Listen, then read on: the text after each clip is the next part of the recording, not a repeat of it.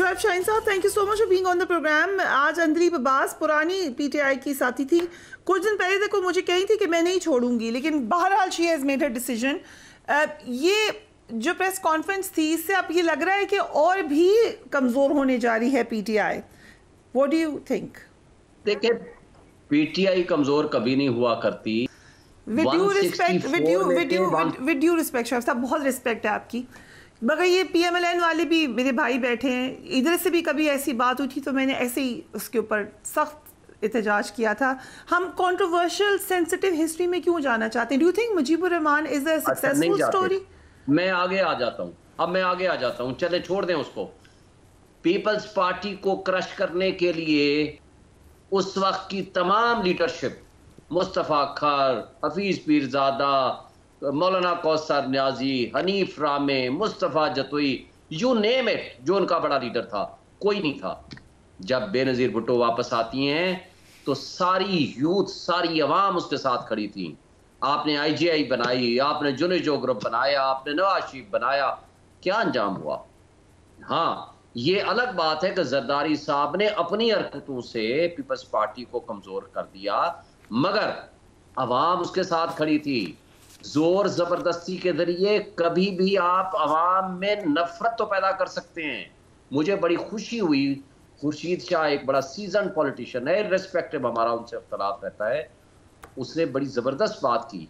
उसने कहा ये हरकतें करके उनकी पॉपुलैरिटी में मजीद इजाफा कर रहे हैं आप, पीटीआई और इमरान खान की पॉपुलैरिटी में। ये जो कुछ कर रहे हैं, मुझे ये बताएं, एक मुजरिम है, आपने उसको प्रोटोकॉल ऐसा दे रहे हैं वो बादशाह है जैसे। वो करप्शन केसेस में वो मुल्क से बाहर भाग गया डील करके, 4 साल वो बाहर रहा, अब वापस आया। आप कानून के मुताबिक प्रोसीड करें, अगर उसकी जमानत बनती है जमानत दें। हालांकि मुजरिम को प्रोटेक्टिव बेल का पाकिस्तान की तारीख में कोई कॉन्सेप्ट नहीं है, आपने दे दी। बायोमेट्रिक करने के लिए वहां चले गए, स्टेट गेस्ट आपने दे दिया, सीसीपीओ सलूट मार रहा है, पूरी स्टेट मशीनरी उसको लगी हुई है। आज निगरान हुकूमत ने उठा करके वो सेंटेंस सस्पेंड कर दी, अदालत में केस लगे हुए हैं। और आज ये जो बेंच है, ये पार्ट 8 केस है चीफ जस्टिस और जस्टिस मोहसिन अख्तर कियानी साहब का, बगैर पूछे बेंच बदल गया। आप कैसे कर सकते हैं? और नैब का प्रोसिक्यूटर बिन बुलाए आकर बैठा हुआ है, जनाब हमें कोई एतराज नहीं, कोई एतराज नहीं, इनको जमानतें भी दे दें, इनके अपीलें भी एक्सेप्ट करें, सब कुछ कर दें। यार अच्छा, कल आईजी इस्लामाबाद आ जाए, वो कहे तमाम मुजरिमों को आप बरी कर दें इस्लामाबाद के, क्या अदालत मान लेगी? क्या ये तर्ज अमल हमने, रूल ऑफ लॉ ये है?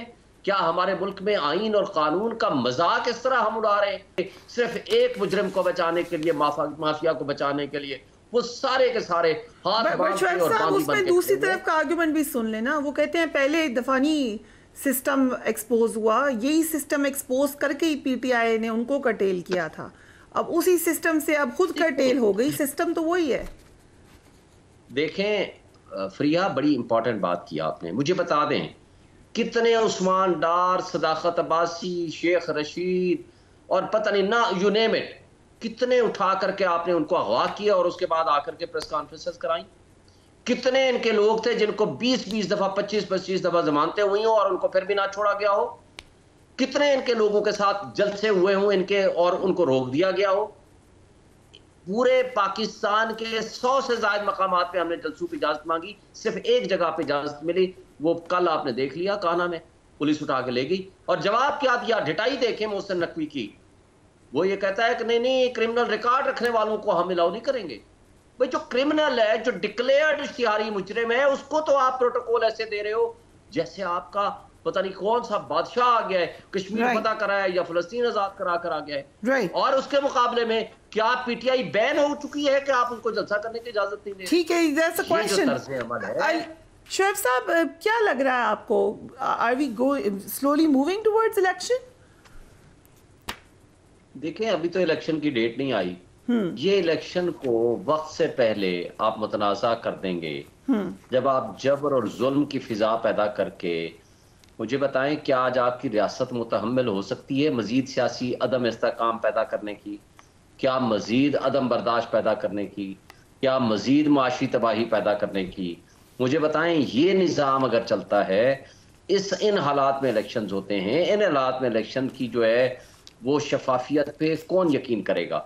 क्या वो जो हुकूमत आएगी whosoever में भी, मुझे बता दें कि वो चल पाएगी? क्या उसके ऊपर इंटरनेशनल वर्ल्ड ट्रस्ट करेगी? क्या बाहर के मुल्क सरमायाकारी करने आएंगे?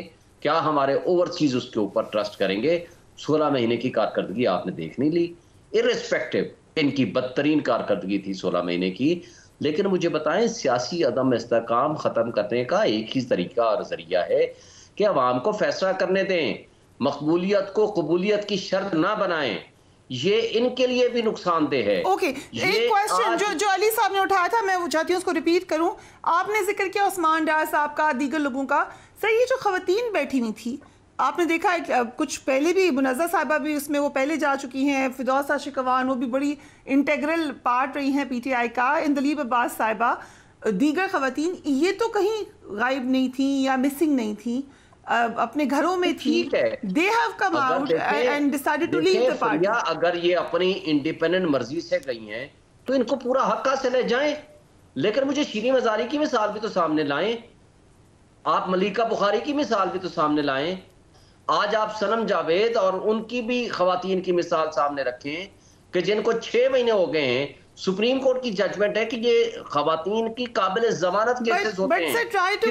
ओके, ये आपका पॉइंट आ गया, आपका वैलिड पॉइंट है सर, वैलिड पॉइंट है, but 9th May seems to be making the huge difference sir. अब अभी बाकी पार्टियों की बात करें, ये अंदलीब अब्बास साहिबा कुछ दिन पहले मेरे प्रोग्राम में कही थी कि बातचीत करनी चाहिए भाई।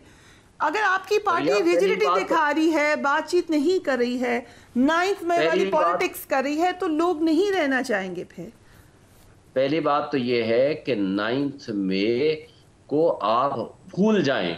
9th May के ऊपर अगर किसी ने कोई गलत किया है तो कानून के मुताबिक केस चलेगा, खत्म बात। डॉन लीक्स किसके खिलाफ थी? भूल गए।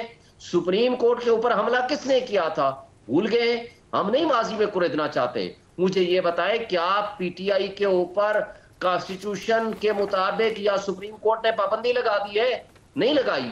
तो सबसे बड़ी पॉपुलर पार्टी को अगर क्रश करने की कोशिश करेंगे तो क्या ये मुल्क के साथ इंसाफ होगा?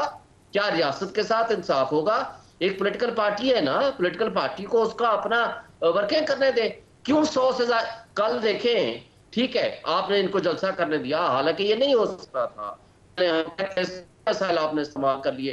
भाई, अदालत आलिया के हुक्म पे ड्यू परमिशन के बाद एक वर्कर कन्वेंशन रखा, आपने सबको उठा लिया, जेलों में बंद कर दिया। जिसने फलस्तीन के हक में मुजाहरा किया, आपने जेलों में बंद कर दिया। 14 अगस्त को निकले, जेलों में बंद कर दिया। वर्कर कन्वेंशन किया मर्दान में और सवात में, उनको जेलों में बंद कर दिया। करक में जलसा करने की कोशिश की, सीधे गोलियां मारी। क्या ये निजाम इंसाफ है? क्या हमारे मुल्क में ये फ्री एंड फेयर इलेक्शन का माहौल है?